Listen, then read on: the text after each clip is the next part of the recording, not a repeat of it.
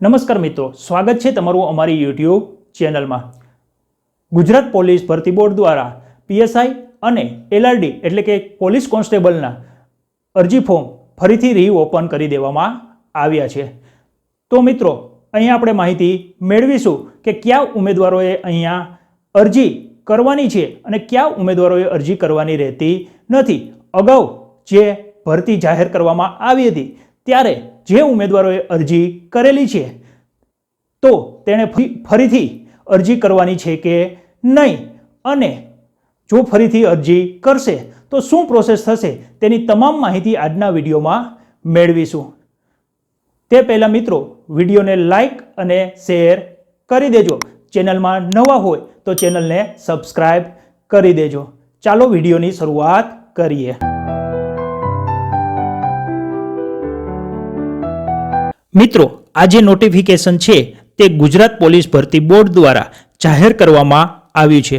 Gujarat police દળ વર્ગ 3 સવર્ગમાં બિન હથિયારી પોલીસ સબ ઇન્સ્પેક્ટર એટલે કે પીએસઆઈ અને લોકરક્ષક કેડરની જે પોસ્ટ એટલે કે એલઆરડી પોલીસ કોન્સ્ટેબલમાં જે જગ્યાઓ ખાલી છે તેના માટે લાયકાત ધરાવતા ઉમેદવારો પાસેથી અરજી મંગાવવામાં આવી છે। મિત્રો, અહીં બિન હથિયારી પોલીસ સબ ઇન્સ્પેક્ટર અને લોકરક્ષક કેડરની ભરતી પ્રક્રિયા માટે તારીખ 12/3/2024ના રોજ દૈનિક પત્રોમાં જાહેરાત આપી અરજી મંગાવવામાં આવી હતી।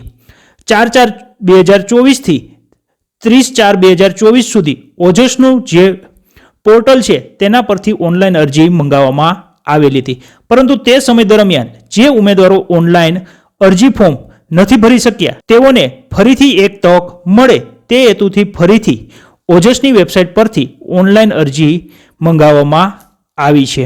મિત્રો, અહીં ઓનલાઈન અરજી ફોર્મ છે તે તારીખ 26/8/2024ના શરૂ કરવામાં આવશે। 26/8/2024 થી લઈને 9/9/2024 સુધીમાં તમારે ઓજસની વેબસાઇટ પરથી અરજી ફોર્મ ભરી દેવાનું રહેશે। અગાઉના સમયગાળા દરમિયાન એટલે કે તારીખ 4/4/24 થી લઈને 30/4/2024 દરમિયાન અરજી ફોર્મ ભરેલ છે અને અરજીને કન્ફર્મ કરેલ છે તેવા ઉમેદવારોએ ફરી અરજી કરવાની રહેશે નહીં। પરંતુ મિત્રો, કોઈપણ ઉમેદવાર કોઈપણ કારણસર અગાઉના સમયગાળા દરમિયાન અરજી નથી કરી શક્યા એટલે કે 4/4/2024 થી લઈને તારીખ 30/4/2024 સુધી ઓનલાઈન અરજી ફોર્મ શરૂ હતા ત્યારે અરજી નથી કરી શક્યા અને અત્યારે અરજી કરવા માંગે છે અને તે લાયકાત ધરાવે છે તેવા ઉમેદવાર અરજી ફોર્મ ભરી શકશે।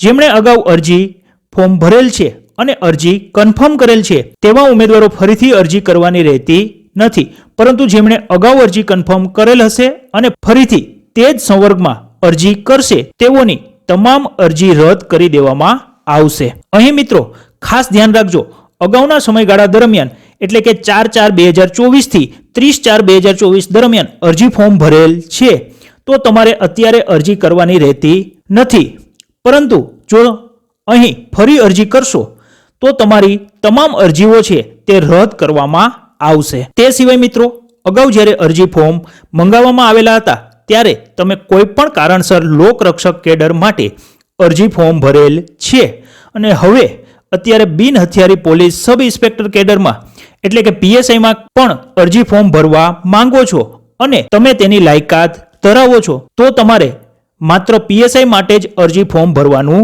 રહેશે। અરજી ફી વિશે આપણે ચર્ચા કરીએ તો ઈડબ્લ્યુએસ, એસસી, એસટી અને એસીબીસી કેટેગરીના ઉમેદવાર છે તથા માજી સૈનિક છે તો તેઓએ અરજી ફી ભરવાની થતી નથી। તે સિવાય સામાન્ય વર્ગના એટલે કે જનરલ કેટેગરીના તમામ ઉમેદવારોએ અરજી ફી ભરવાની રહેશે। અહીં તમારે માત્ર પીએસઆઈ કેડરમાં અરજી ફોર્મ ભરવાનું છે તો અરજી ફી ₹100 ભરવાની રહેશે। તમારે માત્ર લોકરક્ષક એટલે કે પોલીસ કોન્સ્ટેબલમાં અરજી ફોર્મ ભરવાનું છે તો તમારે ₹100 અરજી ફી ભરવાની રહેશે, પરંતુ તમારે બંને કેડરમાં અરજી ફોર્મ ભરવું હોય તો અરજી ફી ₹200 ભરવાની રહેશે। મિત્રો, અહીં તમારે પરીક્ષા ફી છે તે માત્ર ઓનલાઈન જ ભરવાની રહેશે।